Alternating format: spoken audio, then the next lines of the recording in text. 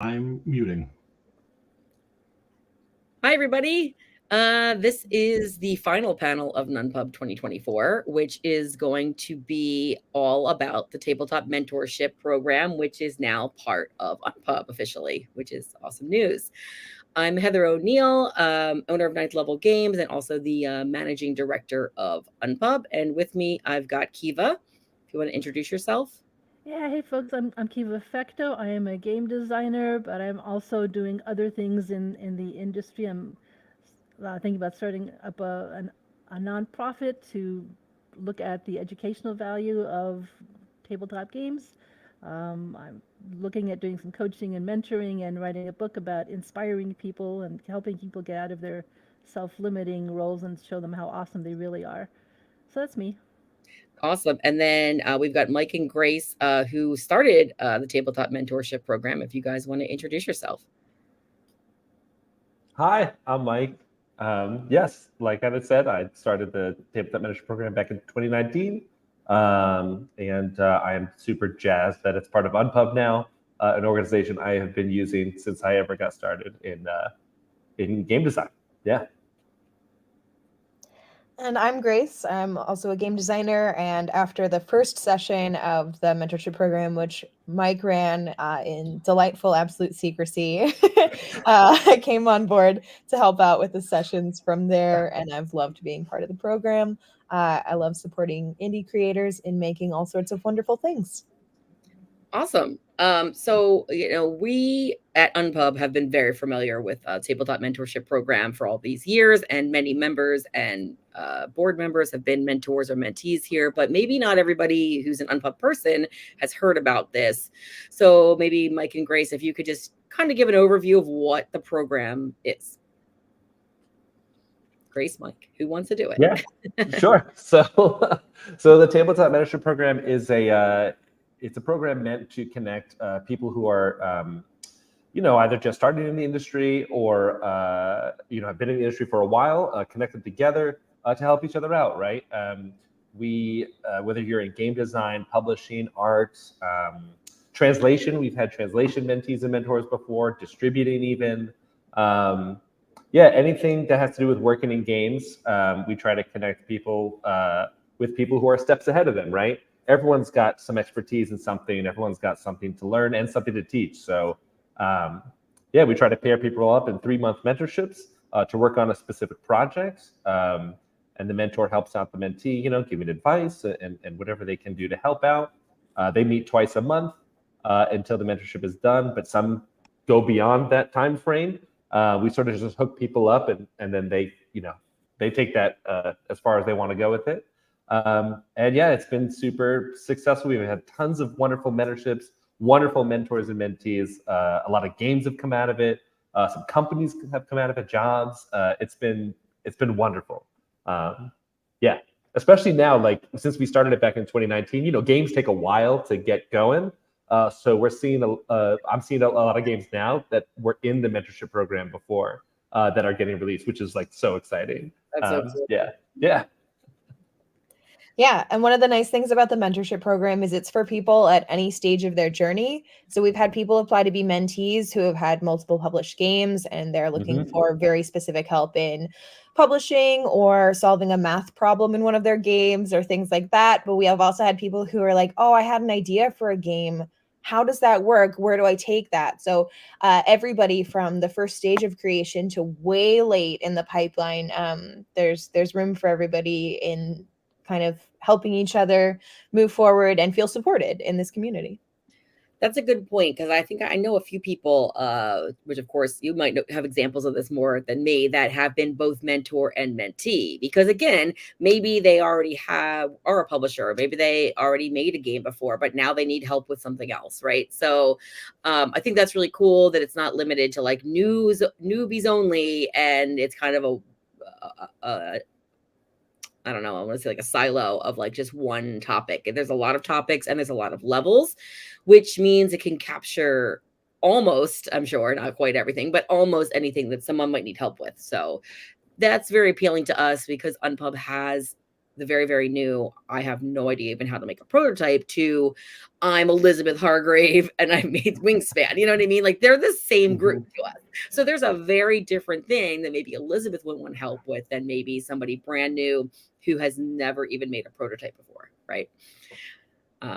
Kiva, what do you think about this program? Because I know you've heard of it, but Yeah, haven't been involved with it myself. So a question that's how many people can you, I mean, I know it's a 3-month program, right? So how many people can you accommodate at a time? That's an excellent question. Basically, I mean, not unlimited, of course, but we try to design the program in such a way where we can kind of take everyone who applies and then match them up with somebody. You know, not that all mentees who apply will get matched, because of course we always have more mentees apply than mentors. But some mentors take on multiple mentees, which is always great. And I lost my train of thought. But yeah, we try to. Oh, go ahead. Yeah. Because I'll just jump in real quick with you know, putting it under the Unpub umbrella. That was a question we had because we weren't running it before. We didn't know. And what it basically came down to is, okay, if we have this many mentors who will take on 1, 2, or 3 possibly mentees, that allows us to have this many people. So if there's 50 mentors, maybe we can get up to 150 mentees. We, you know, approximately. So that was something we asked, thinking, you know, it would be a hard number. Like, we always do 50 or we always do 100. And of course, no, you know, things vary. You're going to get one quarter, I'm sure, where everybody submits, and another one where less people submit, right? So we haven't seen less people submit yet. No, it seems like probably that's not going to be the case. But yeah, so from an Unpub perspective, also, you know, we talked about, well, maybe we should limit it to 250 people. Maybe we should do that, and we haven't settled on anything. And I think the first year it makes sense not to necessarily lock it down, because we don't even know what we're going to get. So maybe it all works out that it can be that same thing where we see how it is every year. But as far as, you know, the numbers, I like that you've been able to run it, I assume, you know, if you want to give us some estimates, with quite a few people each time. Oh yeah, for sure. I mean, the first time, like Grace mentioned, when I started it, it was just me, and I had 27 mentorships to manage, which was totally manageable, but felt like a lot for sure. And then Grace immediately came on once when we did the second session. It grew a little bit, you know, I think we had 30 or so after that. And then like maybe 50, then maybe it jumped up to 70, which was like, oh my gosh, 70, that's amazing. And then the last session we ran in 2022 had like 148 mentorships, you know, with like over 300 members. Like, it was ridiculous. So like, that's as high as it kind of goes, or has gone for us before Kiva. I'm sure that it will go higher than that if we allow it to, or design a system. And that's what I'm trying to focus on with this new, you know, session and under Unpub's umbrella and with their resources. Like, what kind of system can we design where that we can accommodate that without like tenfold increasing the workload on us, right? Yeah. Cool. Yeah, exactly. And again, you know, I think that 150 is a good starting off point for us, right? Like, you know, so, you know, it could be, who knows what it'll be in 5 years from now, you know, right. Let's, you know, we'll worry about that then. But, you know, we're definitely excited about it. The Unpub board is excited about it. The few people, you had a board, and a lot of them had expressed interest in still helping as well. So I think everyone involved kind of, we lost Grace. A lot of people that, have been involved before are excited to see it kind of back, you know. So that's fun. Hi. Another question for you guys. So a lot of us are game designers. Heather's a publisher, of course. What roles are you looking at in the tabletop game industry to support in this? I mean, I'm presuming that your program is for more than just game designers. Who else is covered under this? Oh, Grace, we can't hear you. We can't hear Grace. You're not muted, though. Oh, no. Could be the audio settings or something. Well, while Grace figures that out, yeah, you're right, Kiva. It's not just for game designers. It's for anybody who's making games. So we've And I think, again, we're trying to design what this looks like under Unpub, but I think, keeping it, sort of open makes sense. And I mean, in the past, we've had, sort of as far out there as specifically Japanese translators. We had one mentee apply once who was wanted to, get help in Japanese translation of board games to English and back and forth. And we were like, wow, we've never had anyone apply as a mentor for that. And then randomly, we had a Japanese translating mentor apply in the same exact session. And we're like, well, this couldn't have been more perfect. We've had that happen a couple of times. It's wild when it happens. But yeah, so really anybody, if you're working on games or getting them, helping to get them made in some way, or even content creation around games, we do podcasts and bloggers or YouTubers or things like that, TikTokers. Yeah, anybody working in or around games. So like illustrators and graphic artists and editors and all kinds of people. Yep, absolutely. Awesome. Can you hear me as well? Yes. Oh, you're back. I'm back in. Yeah. So we've also had on some of the technical levels as well, we've had people doing warehouses and distribution. So on that level of nitty gritty, and then a lot of people looking for help. So it may be less creative focused and more really the hard tax of business, everything from people trying to pitch games, but also how do I run a company? How do I start my board game cafe? Those sorts of adjacent things we've seen in the past. So again, with Unpub, we'll figure out what the right focus is, but it's been really fun seeing people of such a variety of backgrounds come and be part of the program.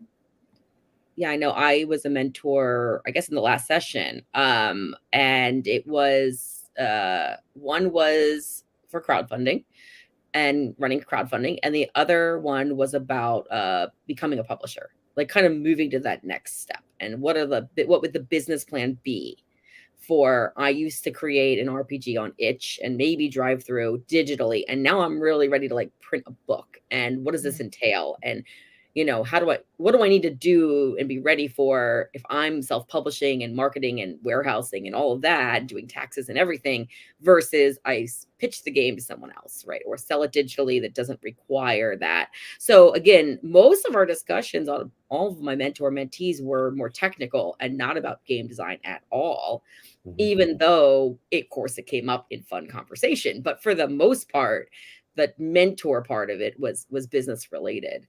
And it was funny because it just so happened that I had some people in England and I was able to go to UK Games Expo this past June and see them in person, which was great. No way. Yeah. Oh, that's awesome. They had a small booth, their games are out, and I was able to meet them and see their games in person, which was really, really cool. So you're right. It kind of goes from that 12 weeks to wherever it could go. I know many people that have stayed friends, have, worked on games together, all kinds of different things that have come out of it. So it's definitely a fun community, and I'm excited to see the Unpub group get involved and then meet better and deeper that way, which will be an interesting thing rather than just through playtesting. So Mike, you'd mentioned the fluke of having somebody request Japanese translation help and having a Japanese translator person actually be there as a mentor. What's your normal process for matching mentors and mentees? So, for matching them? Mm-hmm. So in the past, when we started, I would hand match everybody, right? There was only 27 mentorships at the time, so not a ton of people, just starting up, and nobody really knew who I was. And so I wrote everyone out on like an index card and put them all over the dining table with their different, projects, what they're good at, what they want to do, and time zone and all that kind of stuff, and put them together. And then, of course, we had so many people that we couldn't do note cards anymore. And so all went digital. So we organized a spreadsheet, and then matched that way. We had, I think, the final iteration of our system in 2022. What we did was we had a lot of aspects of like what projects you wanted to work on or what skills you have to bring to a mentee, and also like your mentoring style. What kind of mentor are you, and what kind of mentor are you looking for? So it was like doing a 10,000 piece puzzle where each side of a puzzle is 20 sides, right? Like it's like really complicated. But we had come up with a system where like the mentors would sort of self-filter first for the mentees that they wanted to take on. So they would give us sort of a list of mentees they wanted, and then we would give it to our buddy Jeff Beck, who's a whiz at spreadsheets, and would then give us like a ranked list of all of the matches together, which was great. And then we would go in and put in like the human touch to there and be like, oh yeah, this would be a great match based on what their project is, and then finalize it from there, which is, I'm not going to lie, a ton of work. Most of the work of the mentorship is all right at the start, right? And then from then on, you're just sort of shepherding people through their mentorships. But that is something that I'm definitely interested in streamlining even further. And we have a couple of ideas that we're, kicking around to figure that out as well. But yeah, that's the actual like matching. That was our old matching process. So it was like playtesting, it was like iterative. We would be like, okay, this session, this worked. Next session, let's improve and figure out how we can make this easier and better and stronger. Because our mantra was always strong matches, not most matches. If that makes sense.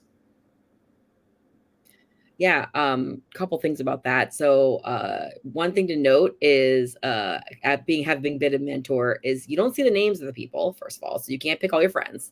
And that's not the point of this. So I thought that was cool. And I also thought it was cool that you could see kind of from the mentor side, you could kind of pick which ones you think you could help the most or had an interesting connection with based off whatever reason, which was cool. So that was kind of neat. And then I also liked that there was like a fairly in-depth, I guess, form that people would fill out that would give us as mentors a lot of information more than just, I would like to know about a Kickstarter. I would like to know about, crowdfunding, whatever it is. So I thought that was a neat process. Again, I never saw behind the scenes. I just saw that final spreadsheet to say, pick 5 of these people that you'd be willing to work with. But I thought even though that was tedious, I liked that aspect of it a lot. It was definitely a detailed questionnaire that everybody, mentors and mentees, had to fill out. Again, trying to get to the best matches, not the most. And so some of that too was your preferences and requirements. So if there were only certain types of people you were comfortable being mentored by, or certain situations.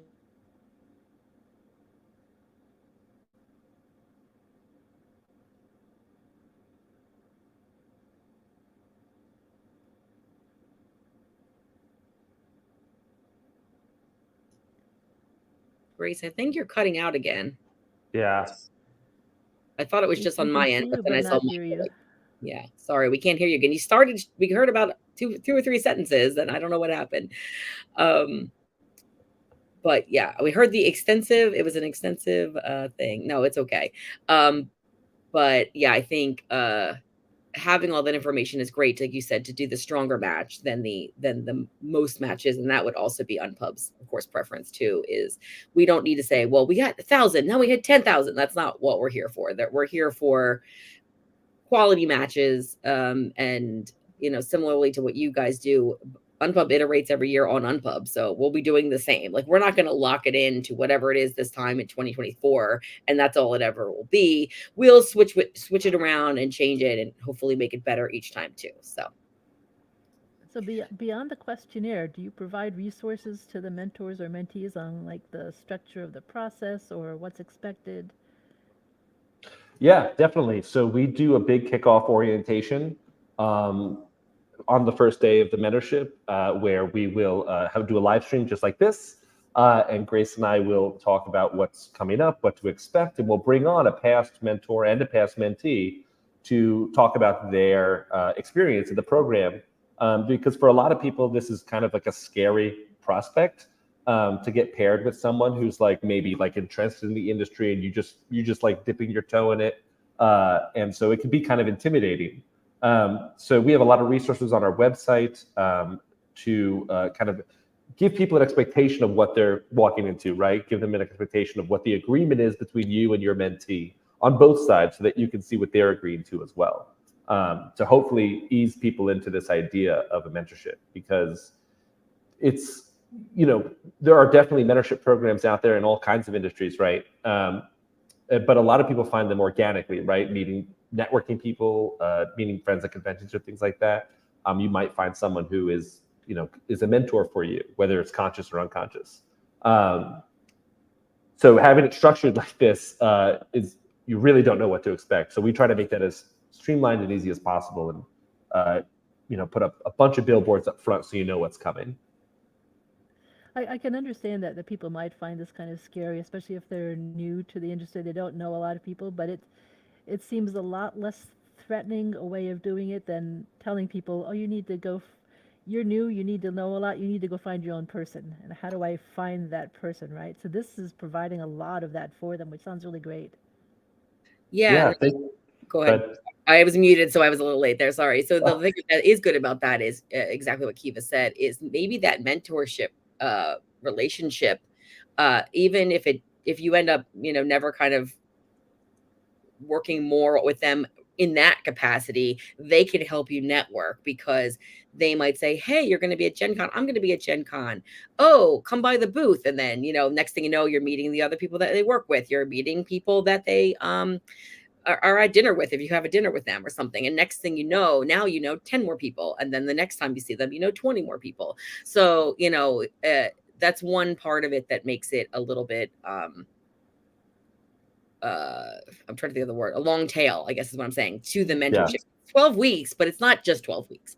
Sure, if it ends up being that you end after 12 weeks and you never talk again, that's also fine. But, it doesn't, that's not all it has to be. So that's another thing I really liked about it as well. So I had someone else who's not too far away from me. So like I see her at a lot of conventions and we still talk, and, it's like, hey, congrats. I saw you get nominated for an award or something, so we'll message every once in a while. So it's kind of nice, but it's not like we're best friends that we talk about all the time, but we got that nice connection, and we probably wouldn't have organically. Mm-hmm. Yeah. And you both brought up a great point about like it being hard to find a mentor, like, oh, go find a person to help you. It's like, how? Which is like exactly why this program got started in the first place. Like I was at a convention, new designer just starting out, and I had my little table at Unpub, legitimately. And I had some signs up for, hey, come play test my game. And that's very, very new. And then someone, came by and played it. And they happened to be a kind of an established person in the industry, which I was not aware of at the time. But they gave me some great feedback. They really liked it. And then I saw them at a panel later, and then had a question for them, and they had another thought about the game they play tested earlier of mine, and then we just kind of like clicked and stayed in contact, and it helped that they were local as well. And then it just became kind of an unconscious mentorship where they didn't really know they were my mentor, right? But like I was definitely like just sponging all of their info and asking them tons of questions and things like that, and so. That is so rare, though. It's like it was such a chance happening in the first place. And it doesn't happen for a lot of people, especially people who can't travel to conventions or can afford these networking opportunities. So this is really a way to just structure and give that experience to those who may not have it otherwise, right? Make it much more accessible, because it was such a leg up. I would not be anywhere near where I am today. I might not even be in games if it wasn't for this person coming over and helping me out, and just, sort of giving me like my first foothold into the industry. Yeah. So that was the whole point of it. One of the fears of a new designer is sitting at a table like at Unpub or something. Somebody sits down, plays a game and leaves, and then somebody else comes over and says, hey, do you know who that was? And you figure, dang, first I didn't know how to address them in a way that would best benefit me, and now I've lost an opportunity because I didn't know who they were, and I don't have a way to connect with them again. But through your program, you've got a way to connect with people. Absolutely. Yeah. And then when you're in the program, you're in like, we had a Discord, that we ran, and you're in with everybody else. So it's kind of like the class, like the class of 2023, right? Coming in and, they're all in this mentorship together, supporting each other. So even while you're in this one-on-one mentorship, all the mentorship people are in this one group, collectively helping to support each other as well. And so, even if, like some people, like, we've had mentorships that haven't quite worked out the way we wanted, but they have the group and met people through there that then spurred them on to, help them out what they wanted to do. So, so there's different angles of support, right? Kind of all over the place. Yeah. So Yeah, that sounds because like it'd be really networking, powerful having a class Yeah. or a cohort of people that you're with, whatever else happened between you and your particular mentor or mentee, you still got an entire group. That's in other programs that I've been in outside of the gaming industry. That's one of the really powerful things that people really love, is having that community of people that they can keep leaning on. I also want to mention one more. Oh, sorry. Go ahead, Grace, because you're back, and so we can hear you. Go ahead. Well, I was just going to say, in some of the later mentorship sessions, we started doing at the end of the session a yearbook where everybody would get their own little PowerPoint slide and they could put in whatever they wanted about their experience. So they could share photos of their prototypes or talk about the progress that they made, or it was a nice way to kind of take a look through what everybody had done together. And obviously, you didn't end up with 180 slides or however many mentorships there were, but it was a nice way for people to be able to connect with what's otherwise can be a really insular experience, having a one-on-one relationship with this mentor. The other thing that's cool about it, and I don't know if you all touched on this earlier, is a lot of times mentorships are kind of geographically locked. And so you may be lucky enough to have an amazing group of local playtesters or designers or whatever, your industry is. You may have local connections, but to be able to grow outside of that network can be really challenging. So to have a mentor who's across the country from you or in a different country from you can really be powerful and open a lot of unexpected doors, whether it's in relationships or opportunities or just new ways of thinking, which I think is a really cool and kind of unique part of the program. So, yeah, something else I wanted to bring up that we know this, but like all this work is also, it's completely free, right? I mean, it's a service. It's take advantage of it, right? So if some of these nothing in the game industry exists like this, but there are these type of things where you can pay dues to be part of different trade organizations, and you could be part of different, women in business and small business or things like that. And, then there's paid mentorships, there's paid networking events. But the nice thing about this is you don't have to be geographically located. You don't have to be at the Gamma Expo. You don't have to be at Gen Con. You don't have to pay anything. You don't have to be of a certain caliber to qualify. So there's a low barrier to entry specifically for the mentees, but also for the mentors, which really makes it appealing because we're not gatekeeping anybody, and we're not missing these really great people who aren't able to make it in person, which is really awesome. And being able to do that. What year did you start it again? Did you start it before COVID? Yeah, 2019. Okay, so you actually were doing this beforehand, but during COVID, it worked out even better because Discord was making this feasible again. And now it's like a requirement that everything is online and accessible and available for not being able to travel. So those are things that have nothing to do with the program itself and just having to do with the accessibility to the program. That is really, really great, and I really like about it. Heather, you mentioned not having to be of any particular caliber to be in the program. What about mentors? Is there a bar that everybody is looking for somebody to be a mentor? When we were running the program before, what we looked for in making matches was that the mentor is just at least a couple steps ahead of the person who's looking for mentorship. So if you're somebody who's just had the first wisp of an idea for a game, a mentor could absolutely be someone who has made some prototypes. They're a couple steps ahead and they can help somebody on that journey. So the bar was ever shifting, and that was kind of our parameter, was just somebody who's a little further ahead on the journey and who feels like they have something to share. So it really does help that the mentor has a voice in, I think I would be a good match for this, because it's given them a moment to self-assess. Is this somebody I think I can help? Do I have unique experience that I think I could share that would be useful here? Yeah, and jumping off of what Grace is saying, it's interesting to talk about like levels of people in the industry, right? In the program, like they're absolutely, if you're just starting out, like Grace said, and then you definitely want someone who's at least made a prototype before. But we've had like Grace said, published game designers sign up as mentees who wanted help with like a very specific aspect of game design or math or logic. And we paired them with someone who had not published a game, but was an expert in that field. And so like, you have this interesting thing where everyone is sort of just equal in a way. Do you know what I mean by that? Like there are no like levels of sort of like, oh, I'm more successful than you or less successful. It's just like, oh no, I know this thing that you want to know, and I'll help you know it. Like that's really all it is.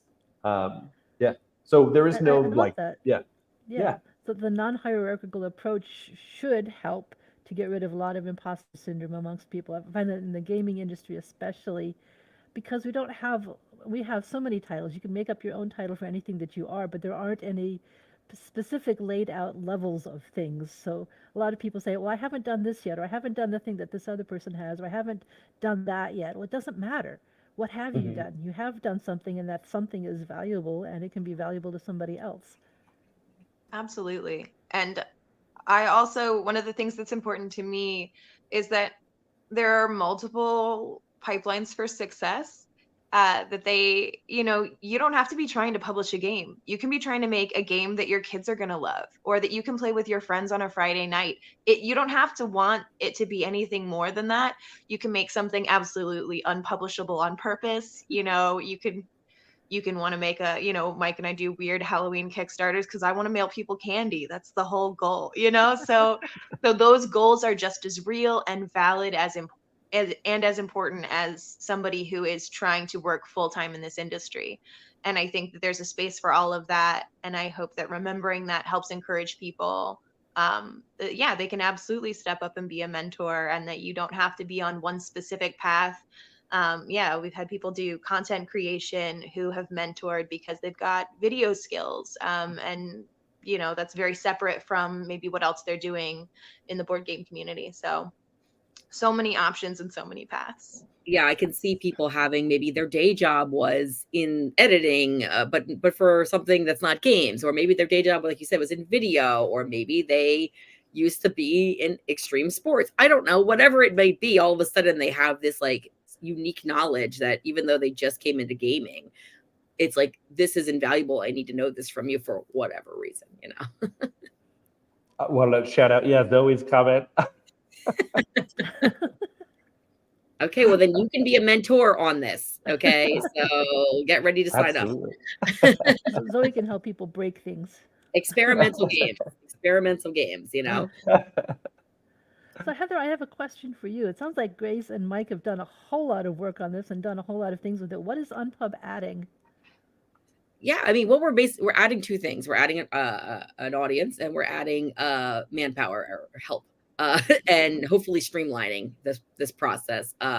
Like Mike has mentioned, it was pretty much just Mike. Then it was just Mike and Grace, and though there were people involved to help, a lot of the heavy lifting came down to you two, and it just wasn't attainable anymore. If that's correct, right? For you to keep carrying it on.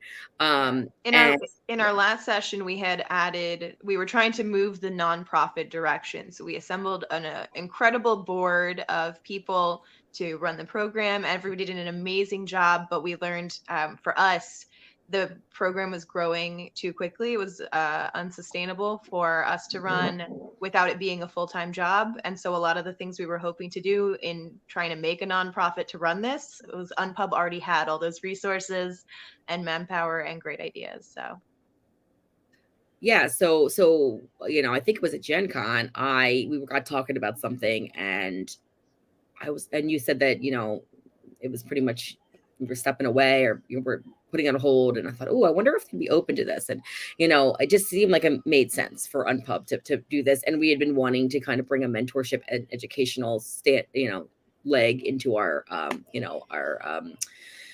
overall umbrella. So it's like we have playtesting. We've had playtesting for a long time. We've got pitching. We've been doing that for a while. But that education and mentorship, we hadn't really found a good lane for that, aside from panels like this that we do.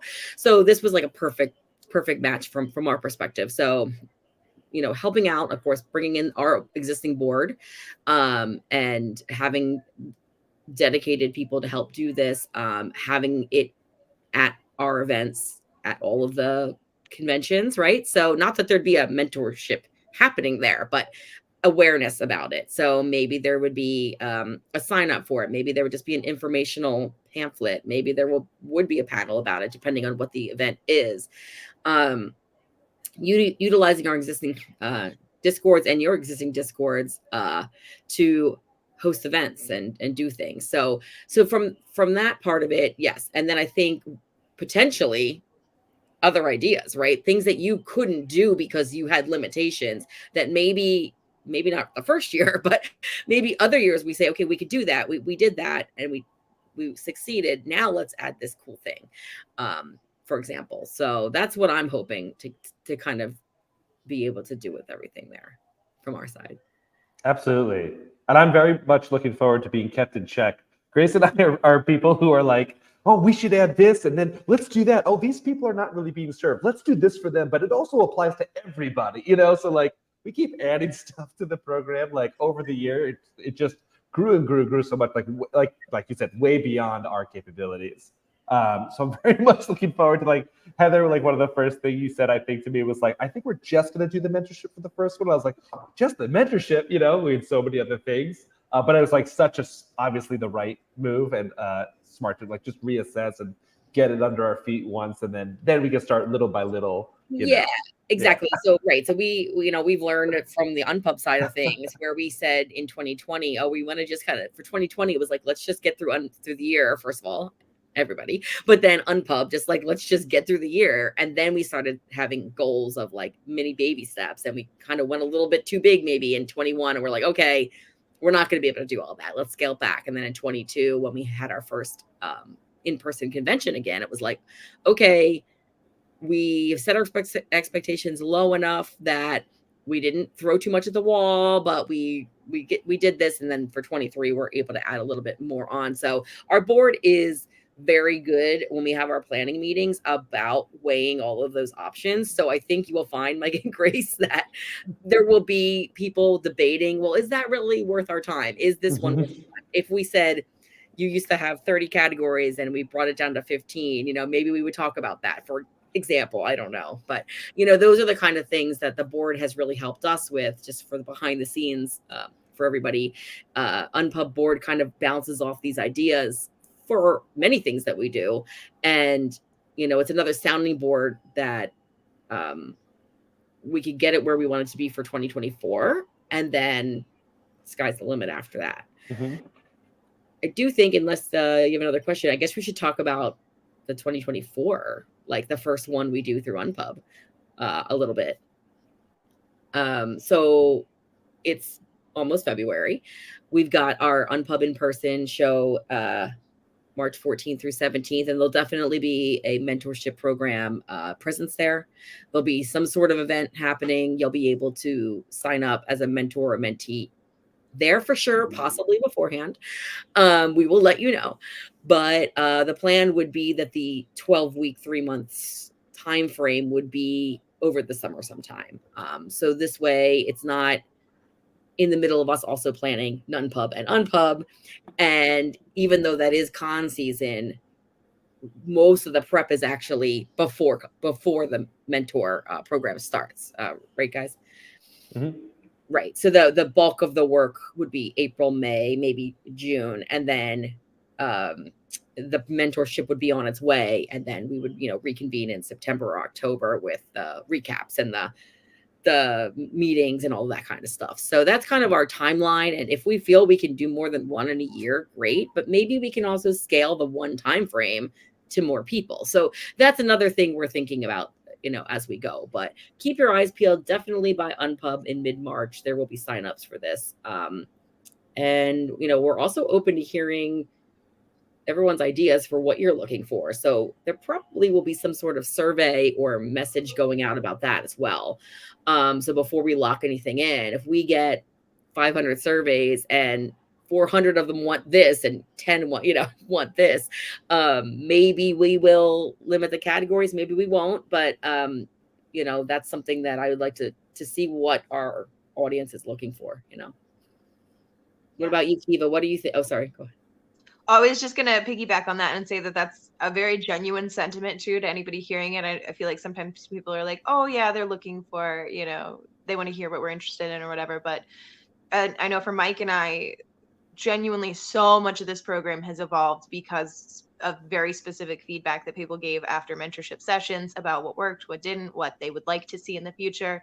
The whole reason mentors have a say in choosing their mentees is because somebody on an exit survey said, hey, I would really love to be able to help choose. And we were like, oh yeah, why didn't we do that before? So Yeah, that really, was genuinely, it's very important for your thoughts to be out there. You should be heard. Yeah, that was Zintis. We called it the Zintis system, if you remember. Yeah. Yeah, no, we send feedback after every session, and the next session is directly related to all that feedback. Yes, it is not something that just goes in a pile and is never looked at. It is poured over. So yeah, it means a ton to us to get that feedback. And it's honestly something I super look forward to doing, because it just means I can make it better. And that's all I want to do. Yeah, and I mean, we same thing, because it's kind of this new transition. We, like I said, maybe we'll do one before, and then definitely gonna do one after. That's for sure. And we'll see if we can do that. We do that with our in-person show. We get feedback, and someone might say, "Oh, one of the things we had gotten before was something about the way the blocks are at our in-person show. It's like I could never go play my friends because we're both from 12 to 4. So we started staggering the blocks. And it's like, oh, what a concept, right? Like these little things that you can do that multiple people had issues with, that we were able to like talk through and come up with a solution for. So it would be something like that. I think, we're going to do, of course, a kickoff like this for anyone who's involved. And, we're going to limit the amount of mid mentorship live streams, but I think we'll do some newsletter content and some tips and tricks and helpful things. And that could be a part that grows. But I think that part is potentially where we'll see if our manpower helps out so much that it's not even a problem at all, or if that's still a lot of work to do. So that's something that we're conscious of watching already for the first year.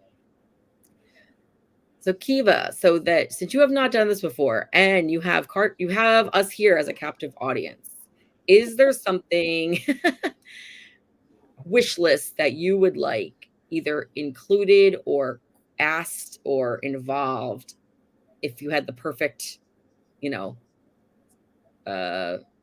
mentorship program form or survey? Oh wow, perfect mentorship form. We can keep talking if you need a minute. No, I think I would like to know, and I have some background in coaching and mentorship and facilitation and counseling. I would like, I think, to see something kind of specific from the program about what mentorship means in this program. How is it different from coaching? How is it? It's certainly not counseling, and it's not facilitation. But people could have some questions about what's coaching and what's mentorship. And it sounds like the program could accommodate some of both, depending on the specific relationship. But seeing what, I mean, we've already said, Mike, I think that you do spell out the expectations. You do have resources for people.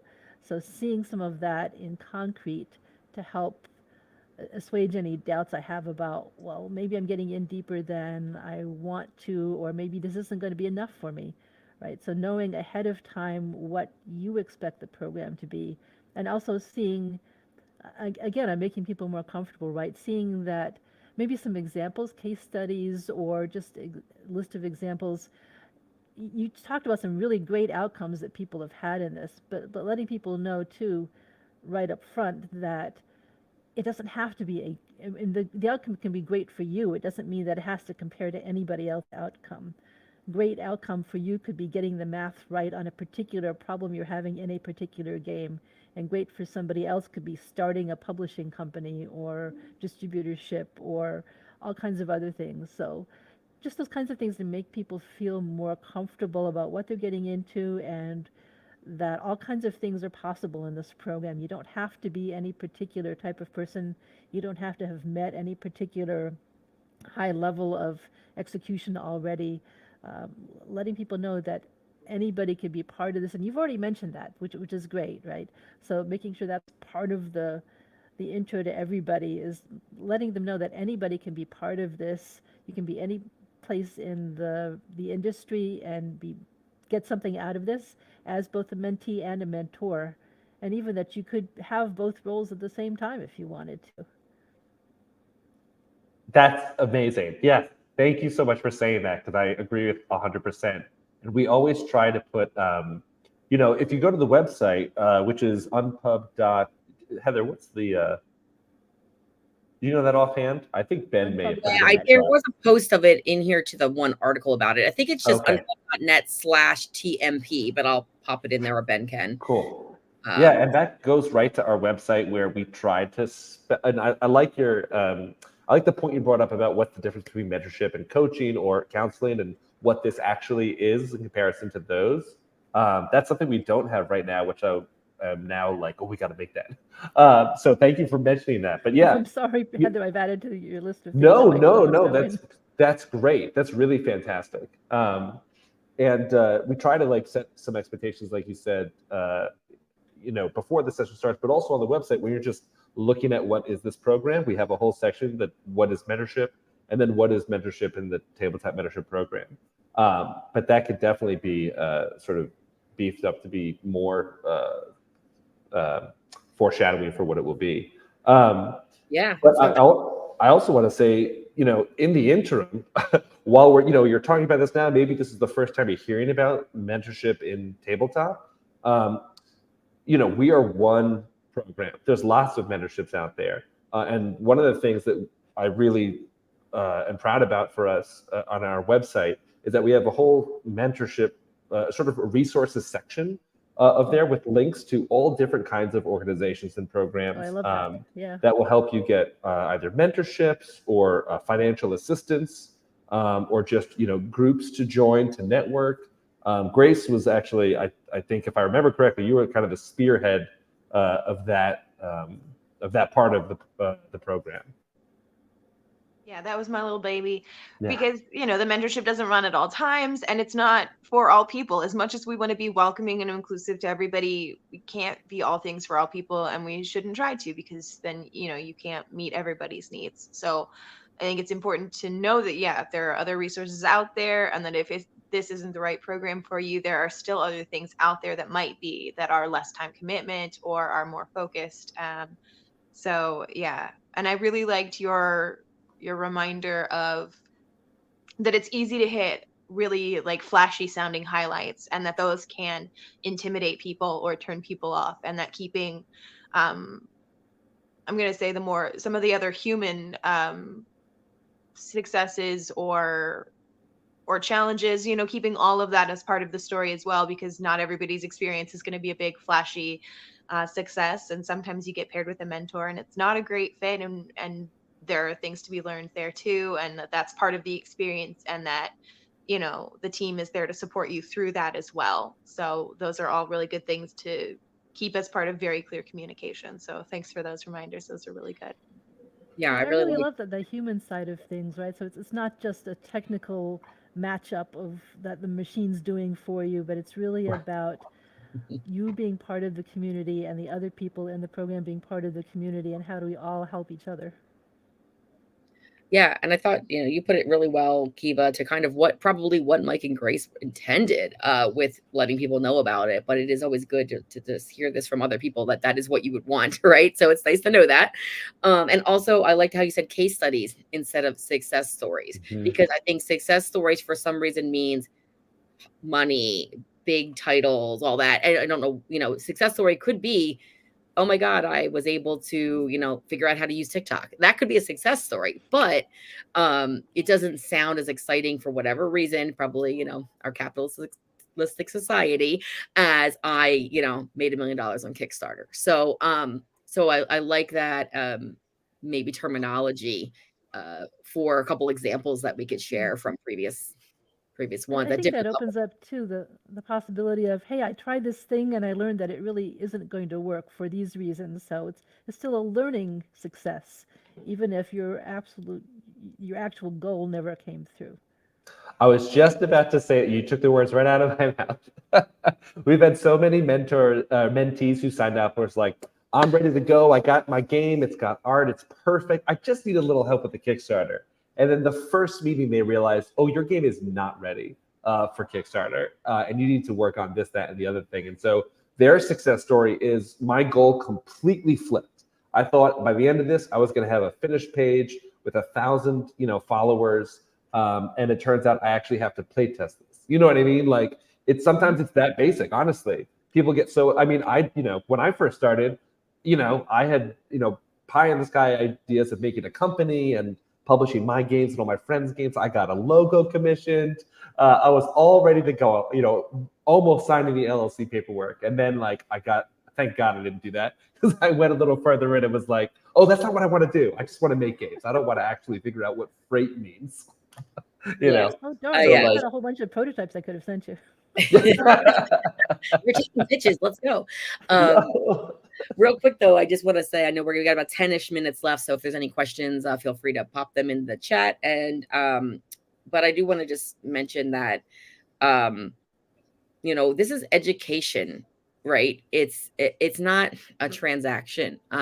So that was really, someone said education in there, and it's like, it's a learning experience, and it might mean that you learn that what you wanted out of this isn't what's going to happen, but that's probably better than you not having the mentor tell you this and going down that road, and 5 years from now realizing that was not how it should have gone, or whatever it might be. Or you've invested money now, or you feel embarrassed because your Kickstarter failed. All these different things that could happen that this 12 weeks alleviated, right? So even if it was a tough situation, frustrating situation, because you learned all this, it's actually was for the best. So there's going to be those situations. That's a part that I like is, we say mentorship, but it's education, and you got to remember that. So. Yeah. And it's definitely oh, go ahead, Grace. No, go ahead. Oh, we might be saying the same thing, but it's a two-way street, right? Like it's education on the mentee side, of course. That's sort of like the expectation. But I mean, and Heather, you could speak to this from the mentor side. Like you get so much out of it, or at least we've heard on surveys that the mentors get so much out of being a mentor personally, not just the sort of altruistic, oh, I felt good helping somebody, but it's like, oh, I actually know what I'm talking about. And that's actually important to find out. You know what I mean? When you learn all the stuff and you're in the industry, and you maybe you've had a bunch of successes as you define it, and but to solidify it, you got to pass it on to somebody else, right? And that feeling is so magical for people and for mentors especially. And it's great when we get mentees in the program who've done it a couple of times and then they flip and they become mentors for other people. I think that was Zoe's had done that. It was a mentee and then became a mentor later, and then did both in one session. I think that's how, if I remember correctly. Awesome. But yeah, let us know. Yeah. That's awesome. Yeah. But yeah, I think, your point being about like getting something out of it, that's a good point. Not only getting something out of it from feeling like, wow, I was able to help somebody, and I'm like, not just the joy of knowing, but like what you're talking about, and you see them succeed or see them fulfill their goal. But also they teach you stuff too. And it might not be about anything that the mentor-mentee relationship is about. So I learned about some different publishers for RPG books because the person I was working with is in the UK, and they had a bunch of European references that I had never heard of, right? There was a couple of other things that came up just because we both worked with RPGs, and over the years they had learned some different things. I definitely learned stuff that I didn't know before that too. So don't always think of it as a one-way street of education. It's actually a two-way street of education. Maybe they're not equal amounts, but you're going to get something. And I thought that was really kind of fun too. Yeah, in part of one government agency that I worked with, they had a concept called reverse mentorship, where some of the really senior leaders who'd been at those high levels forever had lost touch with what was going on at other levels. And so they'd have somebody who was junior come and mentor them and tell them, this is what it's like to be in the workplace these days. This is what's actually going on. This is what we're expected to do. This is what's required now. And I could see those same kinds of things things have changed so much. I mean, just being a game designer, if you're going to pitch a game now, there's so much more that you're expected to do than you ever did in the past. And if somebody's been out there doing stuff forever, or they have a whole team of people working with them, they may not even know what it's like being in the trenches anymore. And that having an outlet where they can hear those things could be really valuable for them too. Did you ever have a category in like sensitivity and like cultural consulting? Because I feel like, so much has changed in 10, 15 years. So somebody from the 90s is just not even going to think of some things that, again, I can see like that would be a time when someone who's an established company might say, hey, I need help with this.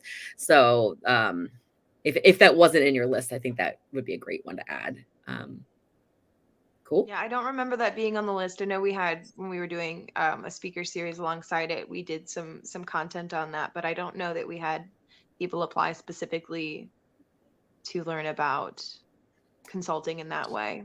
I think, yeah, I don't think it was that specific, but I think we've had one or two that was working on a game that they wanted a certain perspective on, because it wasn't necessarily their perspective, but they were trying to make this, tell the story or make this game, and they wanted a specific perspective on it, but not cultural consulting specifically. Like, I want to do cultural consulting.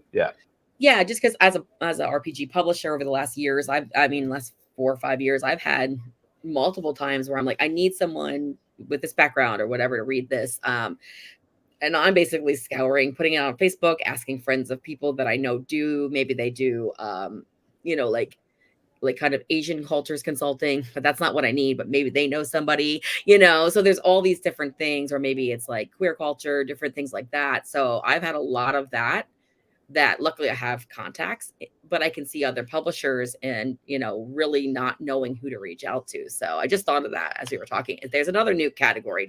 I said I was going to cut stuff and we're adding. Well, I'll tell you what, I'm pretty sure, Grace, you can remind me if this is incorrect or not, but on our mentor or creator resources section of the website, I think we call out a few organizations that do cultural consulting.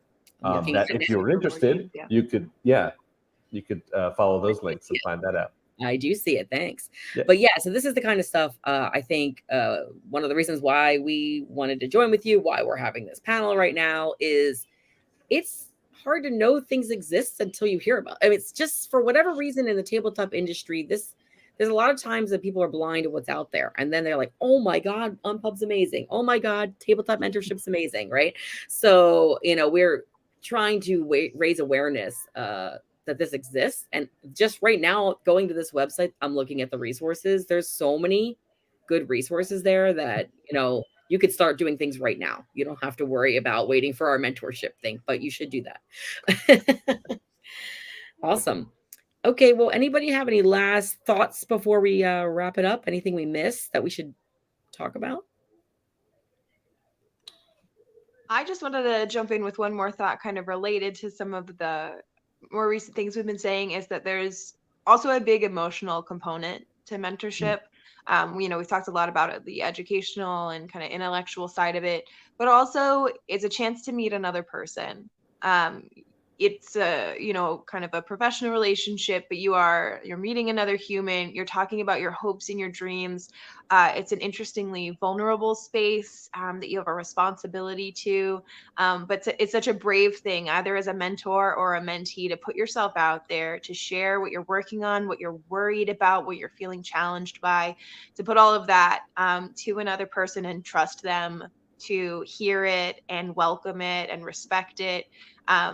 Is such a brave choice. And so I'm so grateful for everybody who's been part of the program in the past and who's considering doing anything like it in the future, for really putting themselves out there, because it can be really scary. And that was something we didn't think about, I think, at the start of the program, as far as like the real emotional commitment to it.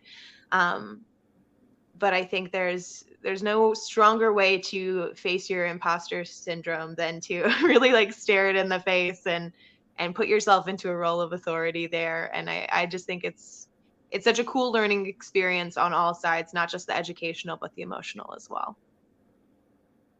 Very good point. Very good point. I'm going to show here Zoe got so much out of their first mentorship just from finding out about Unpub and Cardboard Edison. You know, that's awesome. That's great. Cool. Well, obviously, you can find out about Tabletop Mentorship and Unpub at all of our Unpub resources. But personally, where can we find everybody? So maybe you, Grace, want to start? Oh, I've pretty well pulled myself online.